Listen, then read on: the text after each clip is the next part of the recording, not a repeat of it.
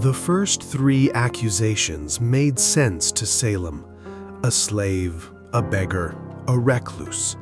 These were women the village already looked at sideways. If the devil was going to recruit, of course he would start with them. The community could absorb that. It could nod along and feel that the system was working. Evil had been found, and it looked exactly the way everyone expected it to look. But then the names changed. In mid-March, the girls accused Martha Corey. This was different. Martha Corey was a full member of the church.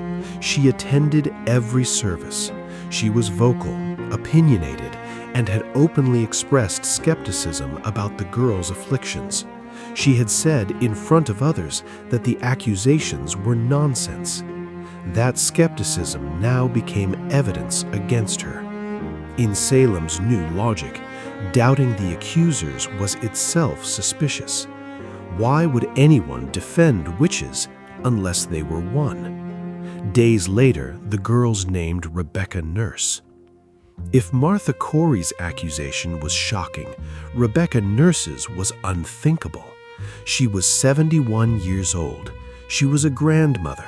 She was widely regarded as one of the most devout, gentle, and upright women in the entire village. She was, by every standard the Puritans valued, a model Christian. Her family was large, respected, and deeply rooted in the community. Accusing Rebecca Nurse was not like accusing Sarah Good. It was like accusing the idea of goodness itself. And yet the girls insisted. They writhed and screamed in her presence. They said her specter, her ghostly image, came to them at night and tormented them. And in a legal system that accepted spectral evidence as proof, their testimony was enough. This is the moment when Salem crossed a line from which it could not return. Because if Rebecca Nurse could be a witch, then anyone could be a witch. Your mother, your wife, your neighbor who brought you bread last winter, the most pious woman in your congregation. There was no longer any safe category. Goodness was no longer a shield. In fact, goodness might be the most cunning disguise of all, because the devil, the ministers warned, was a master of deception. The accusations accelerated through the spring and into the summer.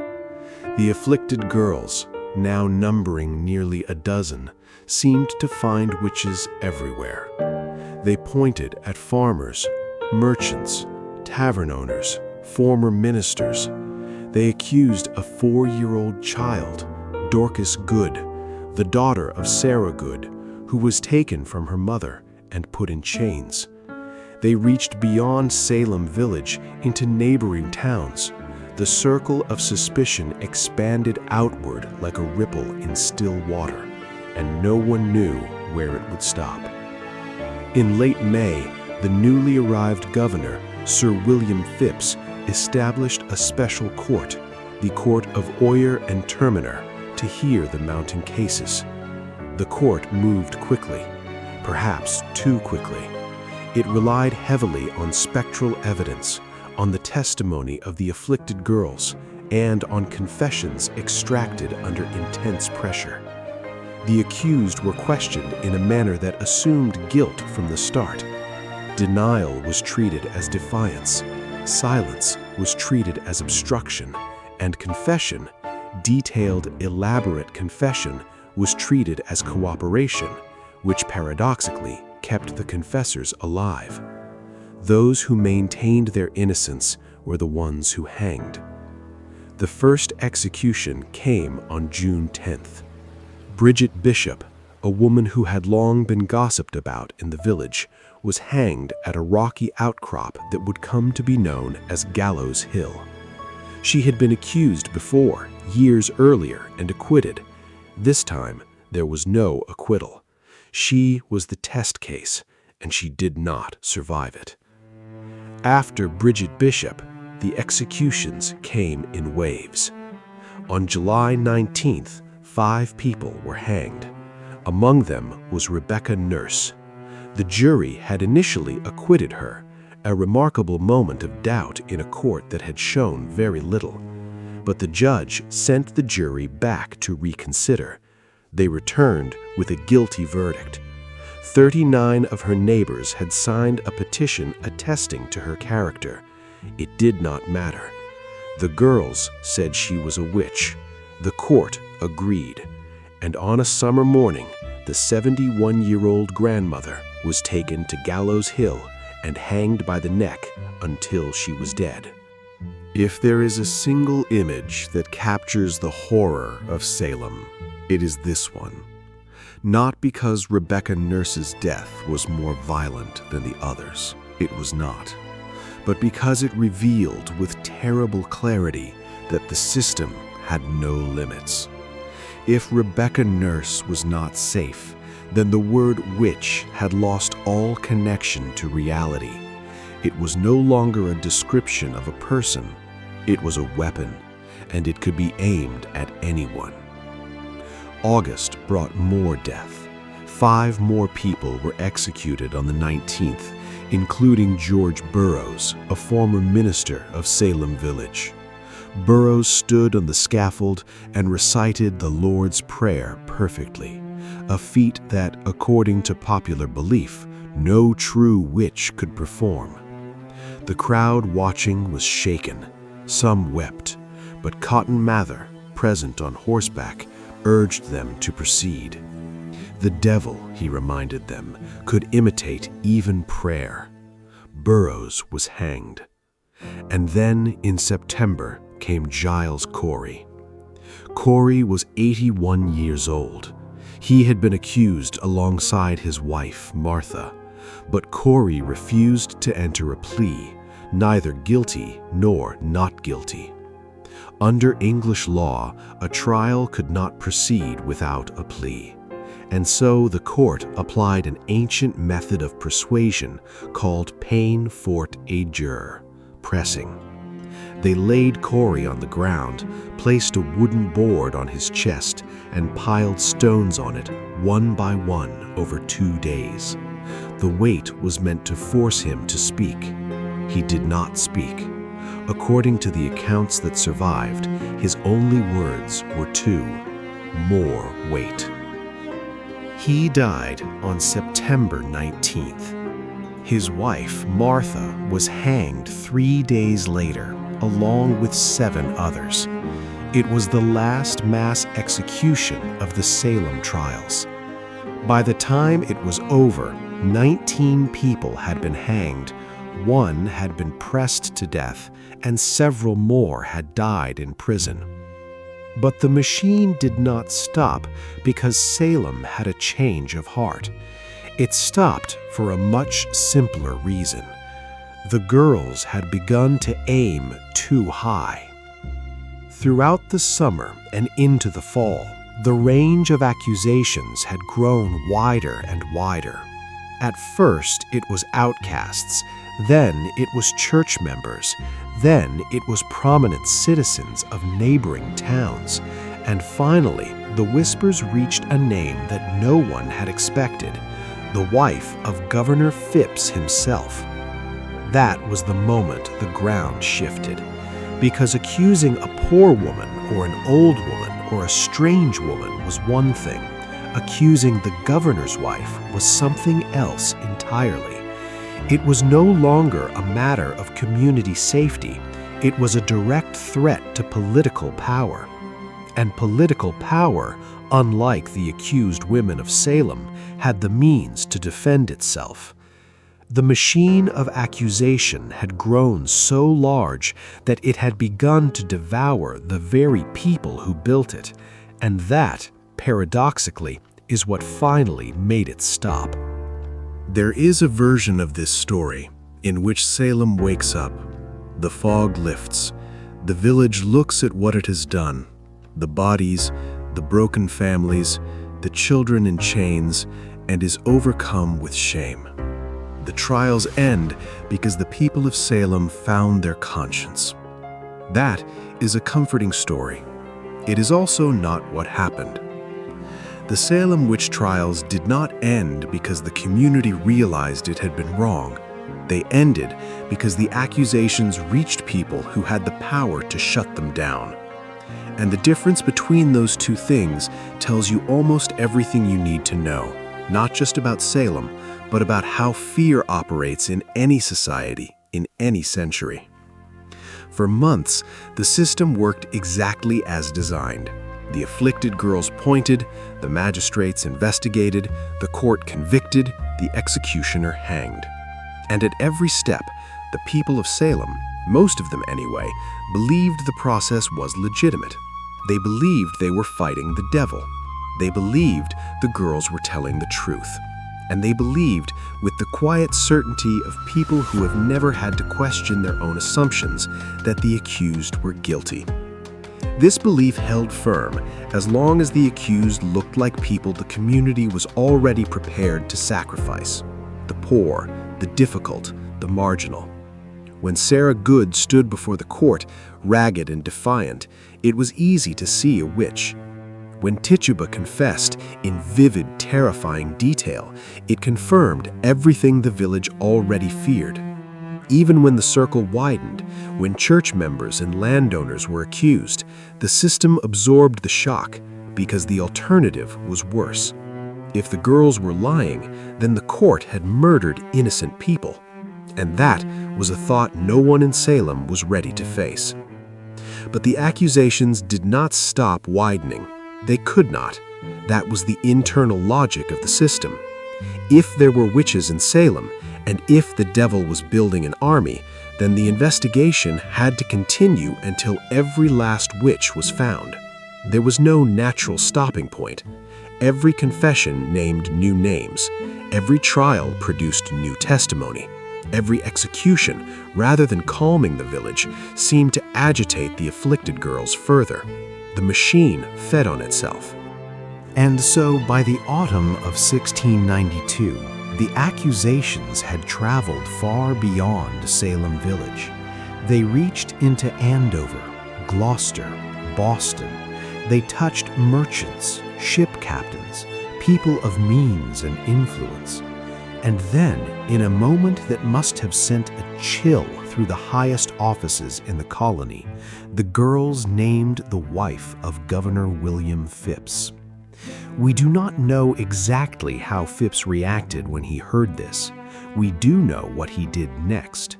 He began, for the first time, to take seriously the criticisms that had been building for months, criticisms he had previously ignored. Because there had been doubters all along, they had simply been too quiet, too cautious, or too afraid to act. One of the earliest and most important critics was a man named Nathaniel Saltonstall. He had been appointed as one of the original judges on the court of Oyer and Terminer. He sat through the first trial, Bridget Bishop's, and watched the proceedings with growing discomfort. After Bishop was convicted and hanged, Saltonstall resigned from the court. He never made a public statement explaining why, but his departure was itself a statement. Something about what he had seen had troubled him enough to walk away. Others raised concerns privately. Several ministers wrote letters questioning the reliability of spectral evidence, the idea that if a girl claimed to see your ghostly image tormenting her, that alone was proof of witchcraft. The problem with spectral evidence was devastatingly simple. It could not be verified. You could not see another person's vision. You could not test it. You could not disprove it. The accused had no defense against it because the evidence existed entirely inside the mind of the accuser. It was, in the most literal sense, unfalsifiable. And unfalsifiable accusation, given the weight of law, is indistinguishable from absolute power. But the most significant voice of dissent came from Increase Mather, the president of Harvard College, the most respected intellectual in the colony, and the father of Cotton Mather. Increase Mather had watched the trials from a distance, and in October of 1692, he published a document called Cases of Conscience Concerning Evil Spirits. In it, he made an argument that was as careful as it was devastating. He did not deny the existence of witches. He did not say the girls were lying. He simply said this: the devil could take the shape of an innocent person. Therefore, spectral evidence, seeing someone's shape in a vision, did not prove that person was a witch. It might prove that the devil was using their image without their knowledge or consent. The conclusion was inescapable. If spectral evidence was unreliable, then nearly every conviction the court had handed down was built on sand. Mather summarized his position in a single sentence that would echo through American legal history. It were better that 10 suspected witches should escape than that one innocent person should be condemned. That sentence did not save the 19 people already dead, but it changed the calculation for the living. Governor Phipps acted quickly after that. On October 8th, he ordered that spectral evidence could no longer be used in witchcraft trials. On October 29th, he went further. He prohibited new arrests, released many of the accused from prison, and dissolved the court of Oyer and Terminer entirely. The special court that had sent 20 people to their deaths was simply shut down, as if closing a door could undo what had passed through it. In January of 1693, a new superior court was convened to hear the remaining cases. Without spectral evidence, the cases collapsed. 49 of the 52 remaining defendants were released almost immediately. The few who were convicted were quickly pardoned by Phipps. By May of 1693, every accused witch still alive was free. And just like that, it was over. The speed of the reversal is, in some ways, the most disturbing part of the entire story. For 9 months, Salem had operated with absolute certainty. The girls were telling the truth. The court was doing God's work. The hangings were necessary. And then, in a matter of weeks, the entire framework was dismantled. Not because new evidence emerged, not because someone proved the accused were innocent, but because the people with power decided that the system had gone too far, and by too far, they meant it had reached them. This is the structural lesson of Salem, and it is worth sitting with for a moment. When the accused were poor women, nobody stopped the trials. When the accused were elderly grandmothers, nobody stopped the trials. When a 4-year-old was put in chains, nobody stopped the trials. When an 81-year-old man was crushed to death under stones, nobody stopped the trials. The system continued, unchecked and unchallenged, as long as its victims came from the margins. It stopped only when the accusations moved toward the center, toward wealth, toward influence, toward the governor's own household. That is when the intellectual arguments against spectral evidence suddenly became persuasive. That is when the courts suddenly became open to reform. That is when mercy became politically convenient. This does not mean that Increase Mather was insincere, or that Phipps acted purely out of self-interest. Their concerns may have been genuine, but the timing is impossible to ignore. The arguments against spectral evidence had existed from the beginning. Ministers had raised them in June. Saltonstall had walked away in June. The logic had not changed between June and October. What had changed was who was being accused.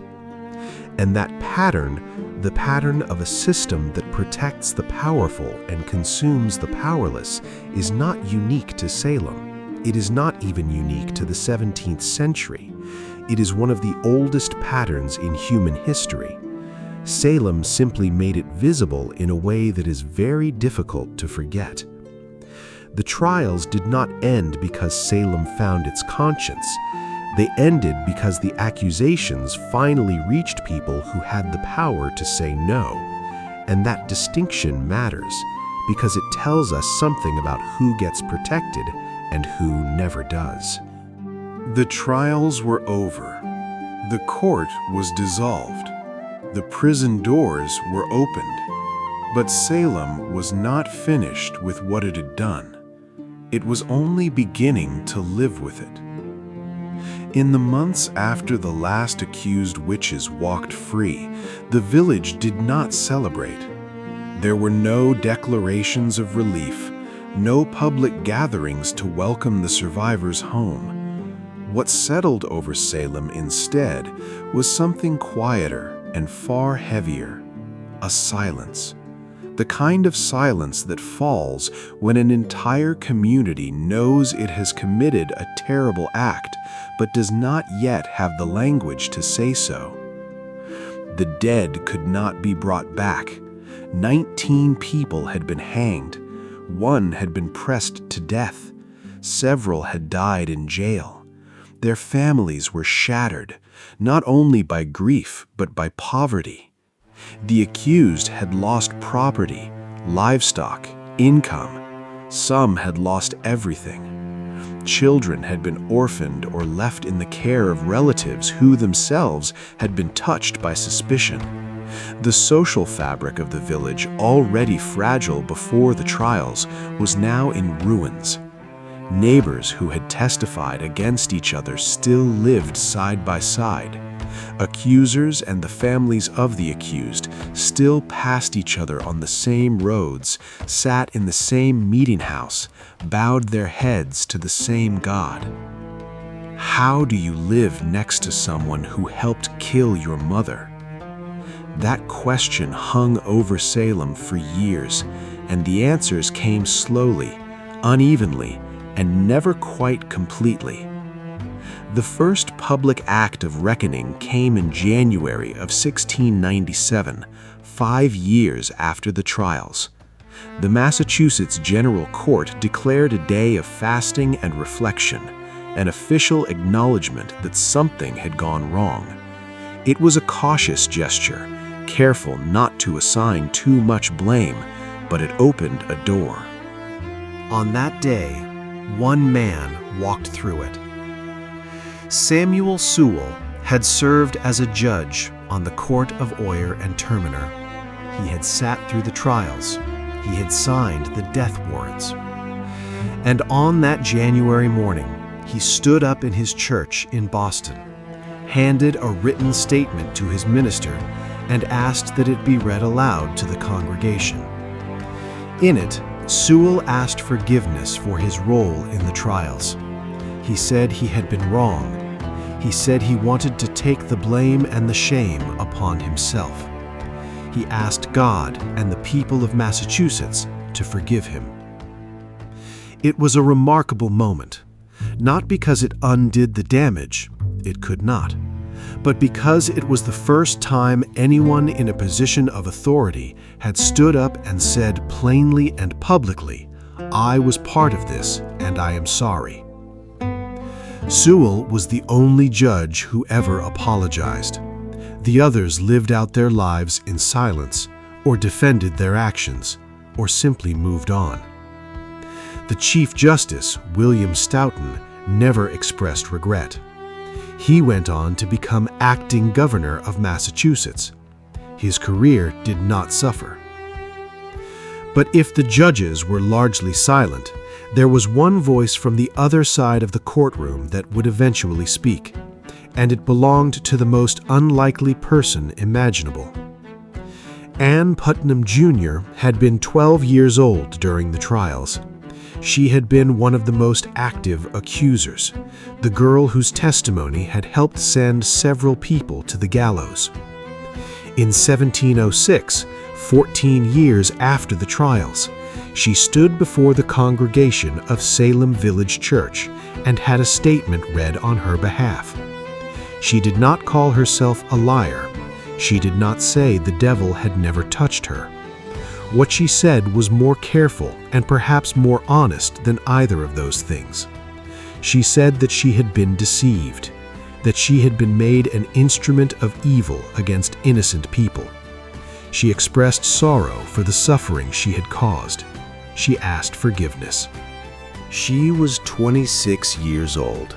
Both of her parents were dead. She was unmarried and alone. She would die 4 years later at the age of 30. Whatever she truly believed about what had happened in 1692, whether she thought she had been manipulated or hysterical or genuinely afflicted, or simply a child caught in a machine built by adults, she took with her. Her apology leaves open every question that Salem has never been able to close. Were the girls lying? Were they sick? Were they performing? Were they victims? Were they weapons? The answer, most likely, is that they were all of these things at different moments, because that is what happens when a community hands absolute power to the most vulnerable and least equipped people in it. The girls did not create the system. The magistrates did. The ministers did. The adults who crowded into the courtroom and demanded names did. The girls simply did what the system asked them to do, and the system never told them to stop. In 1953, Arthur Miller wrote The Crucible during the McCarthy era, when the United States government was conducting its own kind of witch hunt, investigating and destroying the careers of people suspected of communist sympathies. Miller set his play in Salem because the mechanics were identical: accusation without evidence, guilt by association, the impossibility of proving a negative, and the social pressure to name names. After Miller, the phrase witch hunt entered the modern vocabulary as shorthand for any persecution driven by hysteria rather than evidence. It has been invoked in every decade since by people on every side of every argument. And the legal record itself took centuries to correct. Massachusetts formally apologized in 1957, 265 years late. The state cleared the names of some of the accused in 2001, but even then the list was incomplete. The last convicted witch, Elizabeth Johnson Jr., was not officially exonerated until 2022. 329 years between conviction and pardon. She had been sentenced to die in 1693. She was saved by the general reprieve that ended the trials, but no one ever bothered to clear her name. She simply lived and died as a convicted witch, and the record stood, gathering dust in a filing cabinet for longer than the United States has existed as a country. That is how slowly justice moves when the victims have no power to demand it. Salem did not invent the witch hunt. Communities had been accusing and killing suspected witches across Europe for 300 years before a single girl in Massachusetts threw a fit. But Salem gave the world something those earlier persecutions did not: a detailed, documented, and deeply human example of how ordinary people, acting within the law, guided by faith, supported by their neighbors, can destroy innocent lives and call it justice. That is the mirror Salem left behind. It does not show us monsters or madmen. It shows us churchgoers, farmers, judges, ministers, children. It shows us people who believed they were doing the right thing, and that is what makes it so difficult to look away, because the faces in that mirror are not strange, they are familiar. The question Salem asks is not whether we are capable of the same thing. History has answered that many times over. The question is whether the next time fear begins to speak louder than reason, we will recognize it in time. Salem suggests that we probably will not, but it also suggests that we should try.